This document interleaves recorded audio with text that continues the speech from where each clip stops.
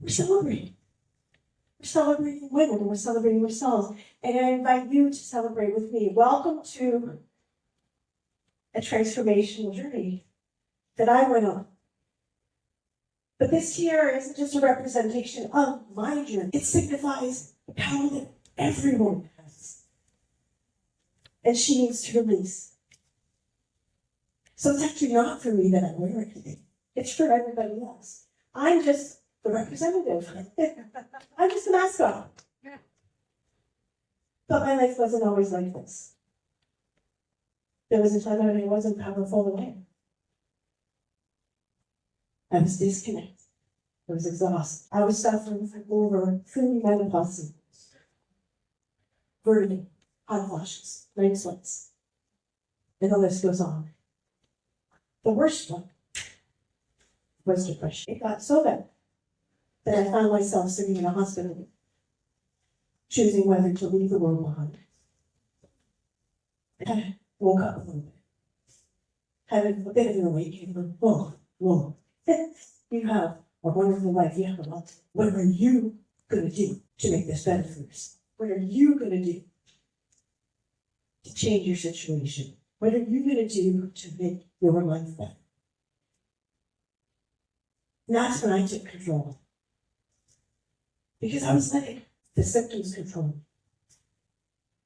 I was letting fear control me. I was letting outside situations, my relationship stress, control me. No more. I'm taking control. After all, it is my body.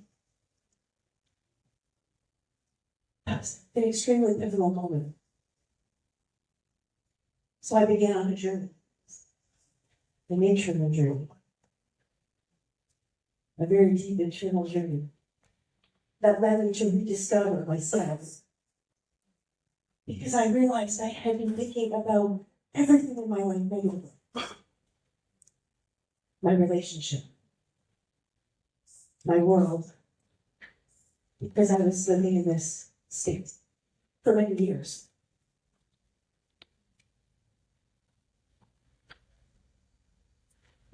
I started to dive deep, and when I had that pivotal moment and said, wow, I've been thinking about everything negatively, I started to go through a shift, right? An internal shift.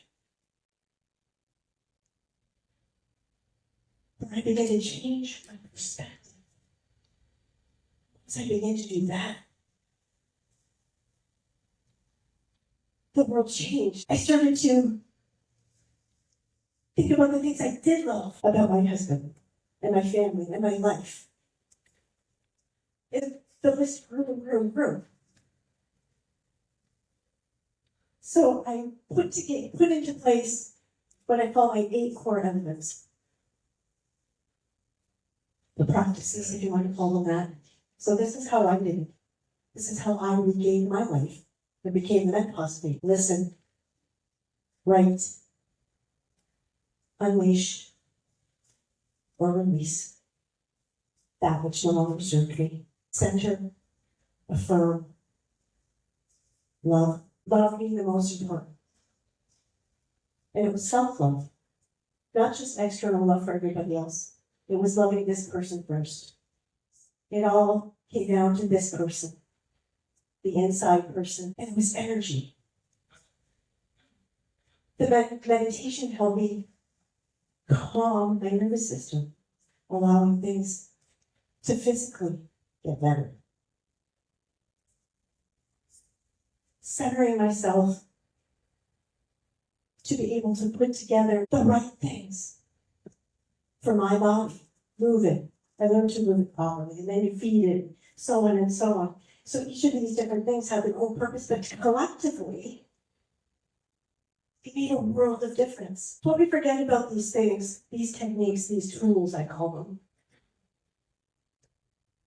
Is that we're actually energy. We're energetic beings of atoms and neurons, right, that move energy, and that energy creates frequency. So when I was depressed, that was a very low frequency I was operating on. I was operating on such a low frequency that was the energy that I was giving out. So that was the energy I was getting back. The more I drove in these practices, writing and releasing, right, centering myself, visualizing. I saw myself on the beach, running on the key, wind flowing through my hair, seeing myself and my life as I wanted it to be. And the more I worked on this and these practices in myself, the more my life became better. Wow, how about my thoughts? These are choices that I made. Right? These are things that I implemented, but each one of them was a choice. When I chose to love myself more, that's what the world brought out. When I chose to put out that energy, that's what the world gave back to me in the energy. And it was really all about self-love, loving myself first.